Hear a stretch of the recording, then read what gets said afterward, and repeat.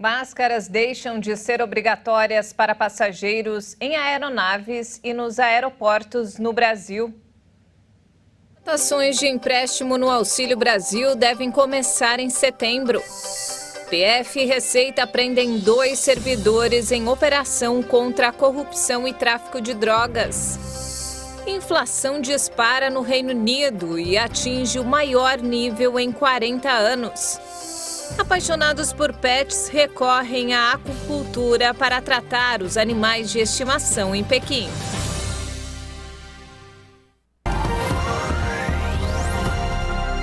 Olá, boa noite. São 18 horas e 31 minutos pelo horário de Brasília e você acompanha agora as principais notícias do Brasil e do mundo desta quarta-feira.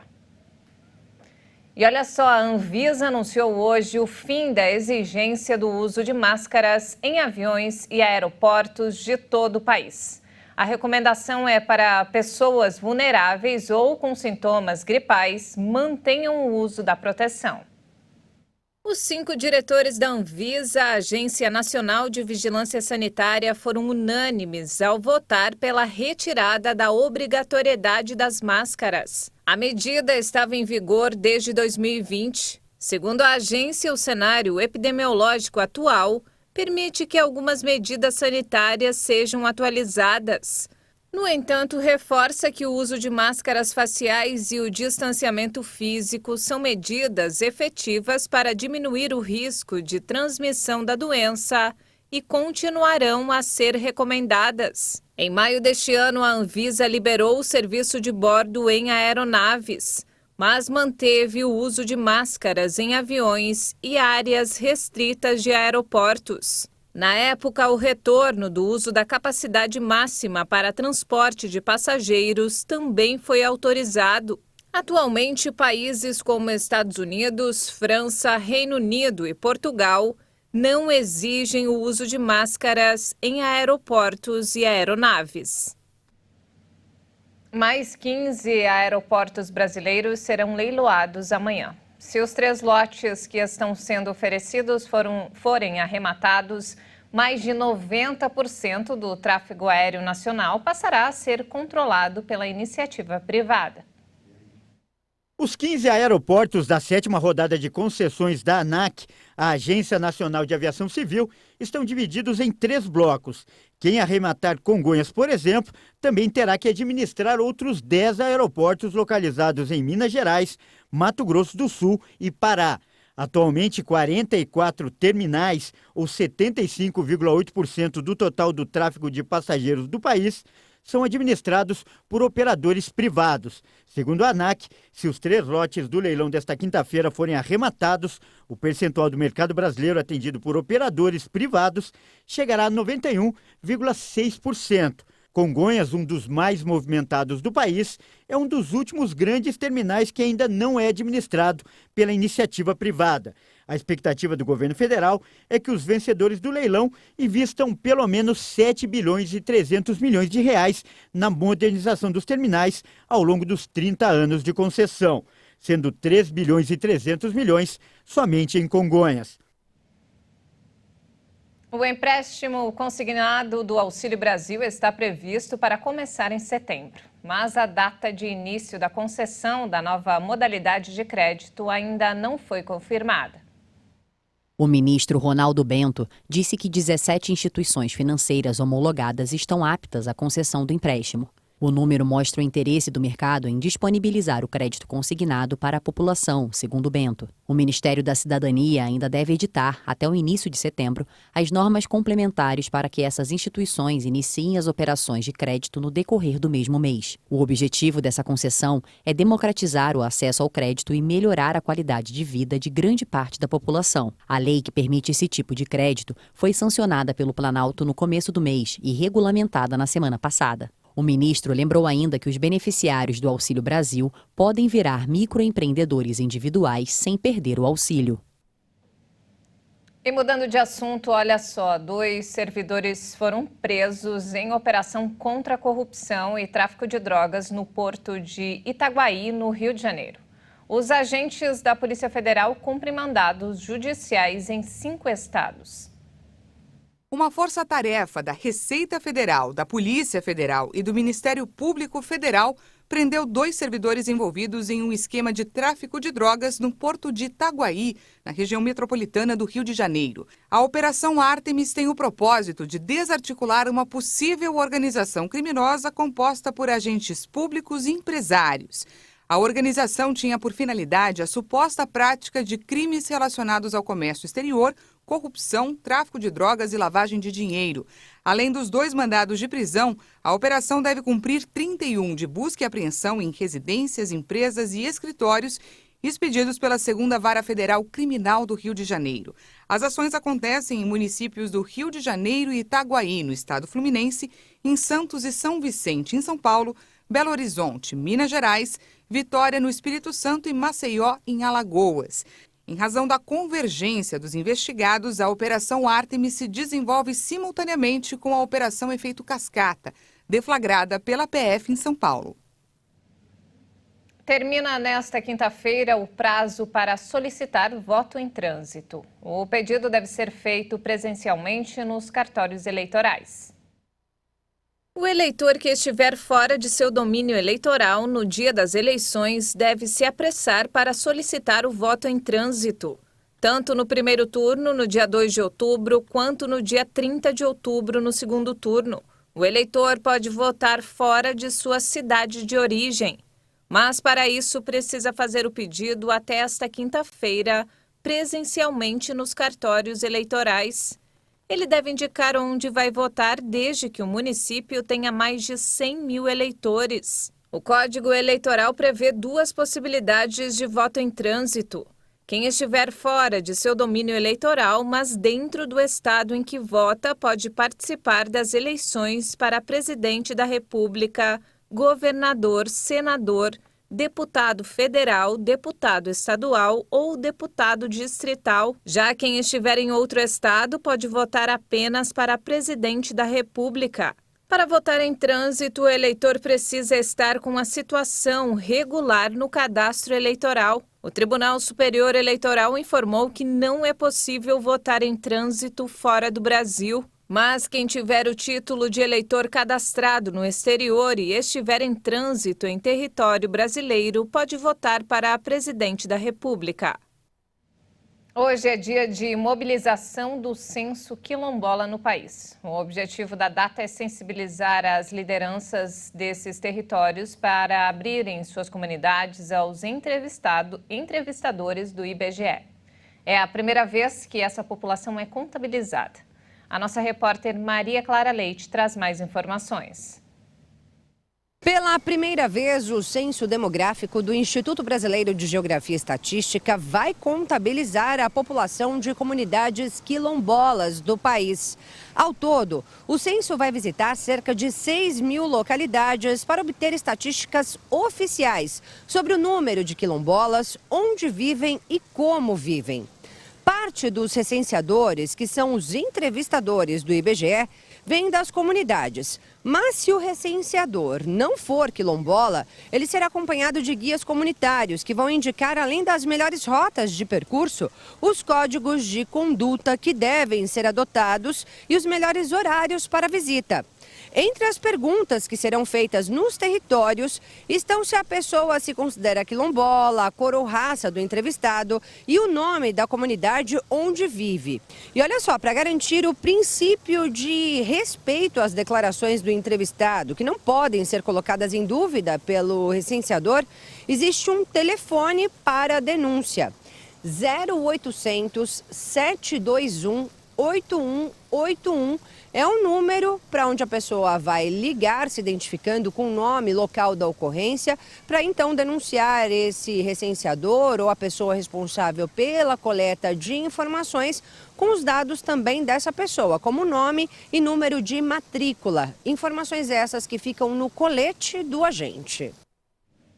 A Organização Mundial da Saúde reafirmou que a situação da varíola do macaco no Brasil é preocupante. O país é o 4º do mundo em número de infectados e apresenta 8,2% de todos os casos relatados globalmente, que já ultrapassou os 34 mil.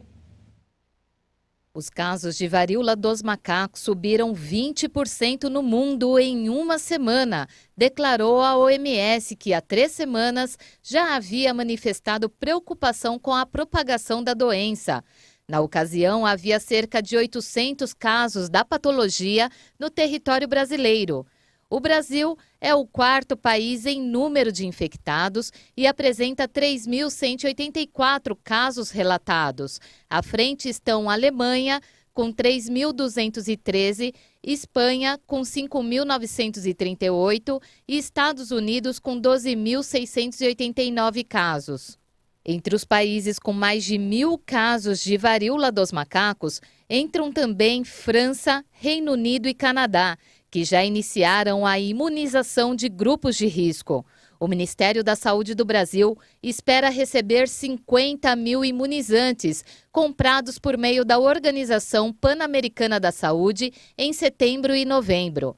A varíola dos macacos é transmitida principalmente pelo contato íntimo, contato de pele ou de mucosa com uma pessoa que tenha lesões. E a França registrou o primeiro caso de transmissão de varíola dos macacos para um cachorro. O vírus, que foi encontrado no cão da raça galgo italiano, é geneticamente igual ao que infectou um de seus donos. A infecção entre animais domésticos nunca havia sido relatada.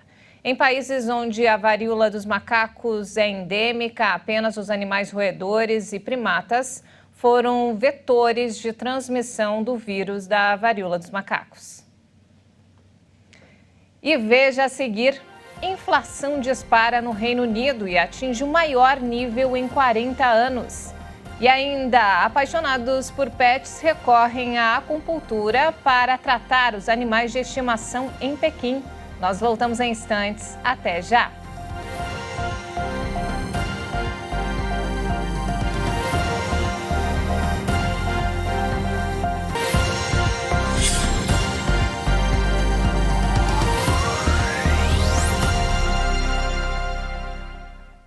Nós estamos de volta, 18 horas e 45 minutos pelo horário de Brasília.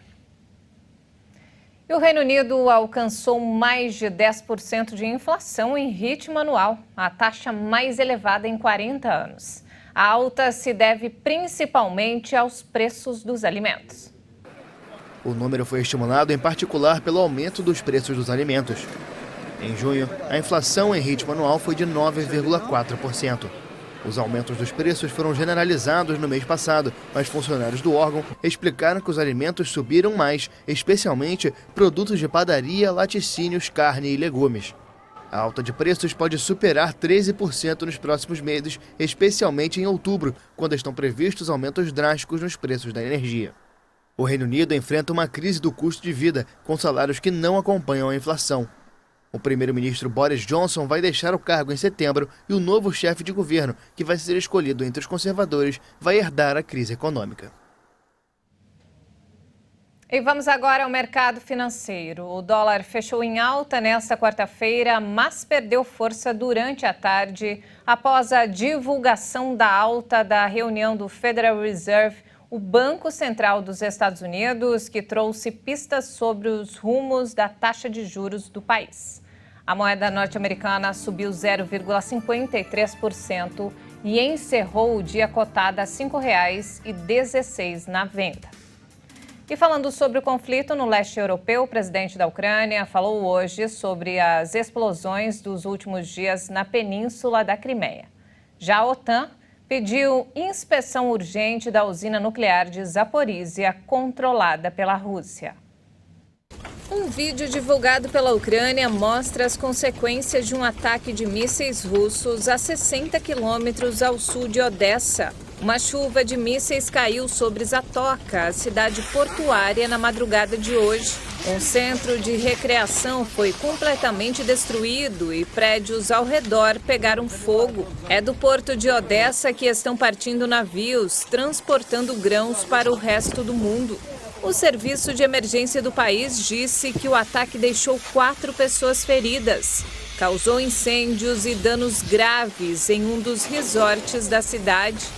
O presidente da Ucrânia, Volodymyr Zelensky, afirmou que várias razões podem estar por trás das explosões da Crimeia anexada pela Rússia e avisou para os civis ficarem longe dos locais militares russos. As explosões aumentaram a perspectiva de uma nova dinâmica na guerra que completou 6 meses. Se a Ucrânia tiver capacidade de atacar mais profundamente o território russo. Enquanto isso, líderes da OTAN exigiram hoje uma inspeção urgente da Agência Internacional de Energia Atômica na usina de Zaporizhia, no sul da Ucrânia, alvo de ataques dos quais russos e ucranianos se acusam mutuamente, aumentando o temor de um desastre nuclear. O secretário-geral da Aliança Atlântica, Jens Stoltenberg, denunciou que as tropas russas, depois de ocupar e controlar a instalação por vários meses, agora usam o território ao redor da usina como uma plataforma para lançar ataques de artilharia contra as forças ucranianas. Ele classificou as ações de imprudentes e irresponsáveis. E ainda falando sobre o assunto, a temida escassez de gás russo devido à guerra na Ucrânia, na Alemanha, tem causado uma demanda incomum pelo carvão num país que busca eliminar o uso do combustível fóssil até 2030. Em Berlim, entre 5 e 6 mil casas ainda são aquecidas com combustível, uma pequena fração das quase 2 milhões que compõem o parque habitacional. Estamos vendo uma onda de novos clientes por combustíveis sólidos que não tínhamos visto. Todo mundo que tem um aquecedor a gás em casa, mas também uma fornalha, agora quer carvão. Não sabíamos desses clientes antes, agora vêm em massa e querem comprar carvão. O governo alemão decidiu aumentar o uso de usinas elétricas para responder às enormes necessidades energéticas da indústria. Apesar disso, o chanceler Olaf Scholz declarou recentemente que não vai desistir do objetivo de abandonar essa energia poluente até 2030 e descarta um ressurgimento das energias fósseis. Mas com o surgimento dos novos clientes particulares, é difícil responder à alta demanda e muitos pequenos comerciantes de carvão da capital não têm mais nada para vender. A outra fábrica que abastece o mercado na Alemanha, com sede na Bacia do Reno, vai interromper a produção no final do ano, o que vai reduzir ainda mais a oferta em um momento em que Vladimir Putin já cortou parcialmente a torneira de gás para o país.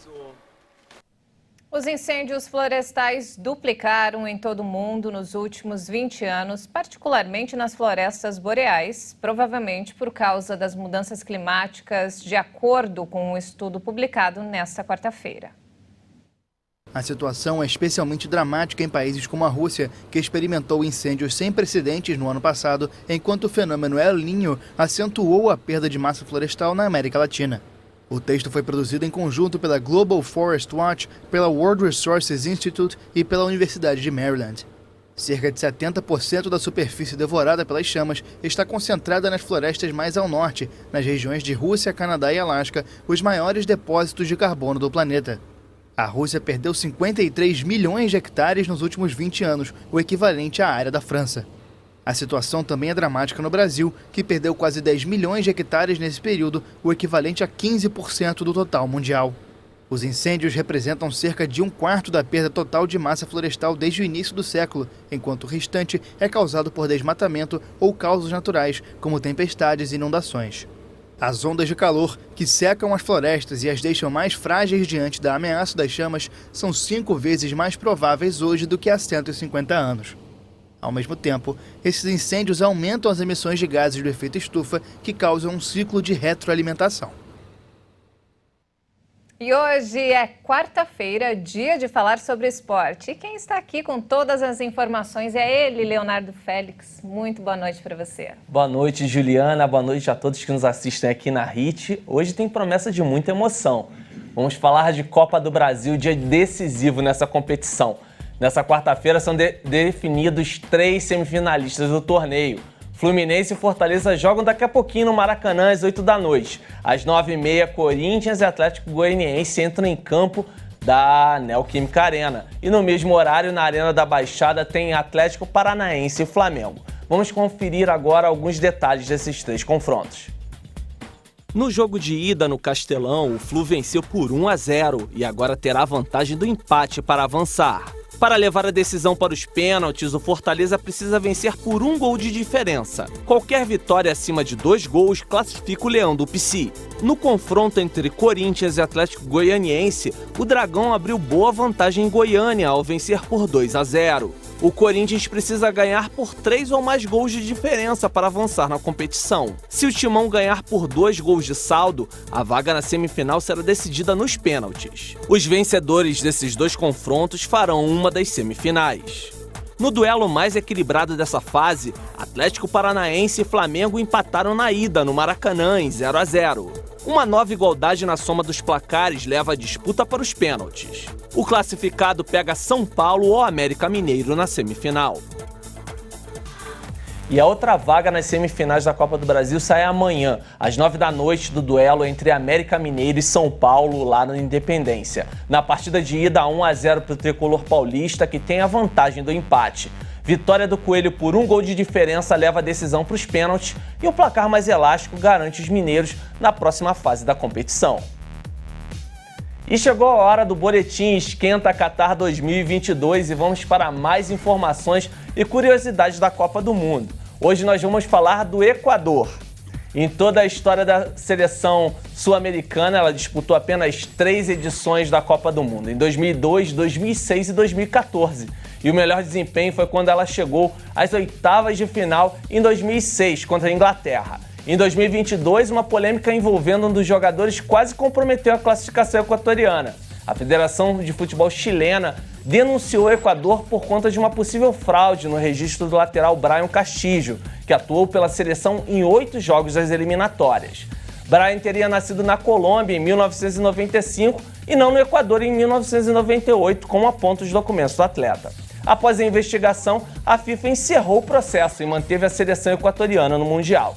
O Equador está no Grupo A, ao lado do Catar, da Holanda e do Senegal. Juliana, faltam 95 dias para a Copa do Mundo Qatar 2022. E eu volto na quarta-feira com mais informações do esporte. Todo mundo ansioso para essa Copa do Mundo, Tá né? chegando, pouco mais de 3 meses. Muito obrigada pela aula de história e uma ótima noite para você. Um abraço, até lá. E olha só, gente, antes de encerrar, os apaixonados por pets estão recorrendo à acupuntura para tratar os seus amigos peludos. Em uma clínica de Pequim, a medicina tradicional chinesa é usada no tratamento de diferentes tipos de doenças. O objetivo da técnica é buscar uma melhor qualidade de vida para os pets. Para os bichinhos que não aceitam bem as aplicações, o profissional usa o recurso da música e do canto dos pássaros para o relaxamento. Mas a técnica acicular também tem contraindicações. As principais queixas dos donos de pets que buscam o tratamento são a paralisia, a fraqueza dos membros, epilepsia e a dor.